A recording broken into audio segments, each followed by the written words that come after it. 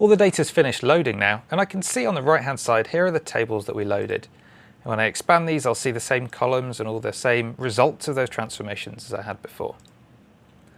I can also view this in a few different ways. So on my left hand side here, I've got different tabs that allow me to navigate to different views within the Power BI desktop. I'm currently looking at the report view. I can also look at the data view, and this actually shows me all of the data that's been loaded into the model here. So I'm looking at the date table, and I can scroll through those rows. And if I go to my sales table, I can see actually we loaded 10 million rows from that access database.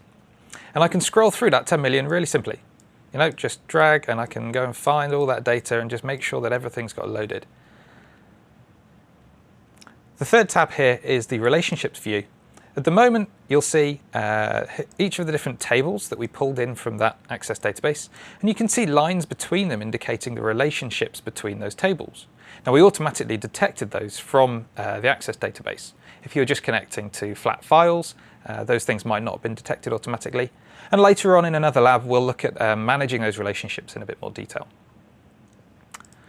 So the data that we loaded so far was actually sales for within the USA. Now, we've also got some international sales in our data here that we want to load. So I'm going to go back to our queries, and I'm going to go and connect to some new data. For this example, I'm actually going to connect to a folder with a variety of files in them. When I hit connect, I'll be asked to just browse to this folder. And this sort of flow is typical when you've got a set of CSV files maybe that have been exported from a different application, or an extract from a database where perhaps you've got a CSV file for each month of data. In this case, we've got one for each country. So we've got one CSV for Canadian sales, one for French, and one for Mexico. Power BI has also got some great tools for manipulating files. So you can see when I connect to this folder, I can see one row for each of the files. I can see things like date modified and date created, attributes that actually come from the Windows file system. But I'm interested in the content, and I've got a column here for that. I'm actually just going to remove everything else. That's the only thing I care about in this case. And I can click this little double arrow icon to say, go and actually load the content from those files. We'll do a pretty good job of parsing most things like CSV files or XML or a whole variety of other formats. And of course, now that I've got that data row by row, I can carry on doing other transformations to it. So in this case, what I'd like to do, I can see here in this country column, when I open this up, it's actually going to go and pull the values out of that column so that I can check that they're all right. Now, it's only loaded a preview, hence it's given me this warning about the list might be incomplete. When I hit load more, it will go and pull in more and more data from those files.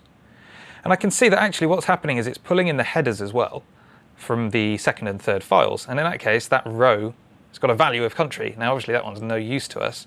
We just want the rows that have actually got data in it for Canada, France, and Mexico. So that's filtered out those rows.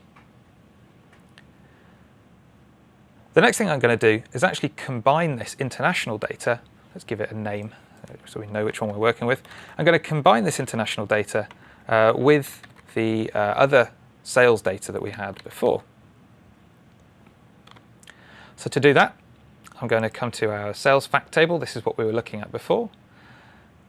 And now up on the Home tab, again, I've got on the ribbon here, I've got options to merge these queries together. I actually just want to append it. So I'm going to take the existing sales data for the US and then append the international sales to it. So choose that, choose the table that I want to append. So our international sales. And you can see that Power BI has been able to match up most of the columns. So when I scroll through this, I'll see product ID, date, zip, etc. that's been filled in for those international sales. But there's an extra country column that it's added.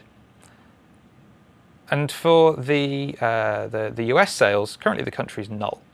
That's because there's no value in there for it. So let's go and fix that as well. Easy way to do this would be just to add a custom column. And now I'm going to write a little expression. So I've got a whole range of expressions that I could use here. I'm not going to go into all of that in these labs. You can look up online. There's a very, very powerful language called M behind this. So this formula is just going to say that if the country column is null, then fill it in with USA. Otherwise, use what was ever in that country column. So if, and then I can use the available columns on the right-hand side to fill that in. If country is null. Then make it USA, otherwise use whatever value is in country. It's going to be our country name.